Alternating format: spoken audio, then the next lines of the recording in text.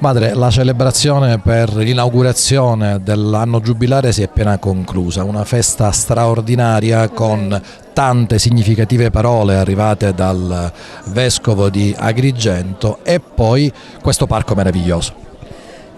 Sì, davvero è un dono per la città di Licata perché rappresenta un pezzo di storia di Licata. E poi la bellezza è che noi, vita religiosa, possiamo interagire con la vita sociale.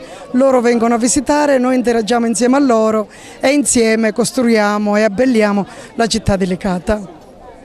E poi c'è questa possibilità importante concessa da Papa Francesco di lucrare l'indulgenza per tutto l'anno del Giubileo visitando la vostra cappella.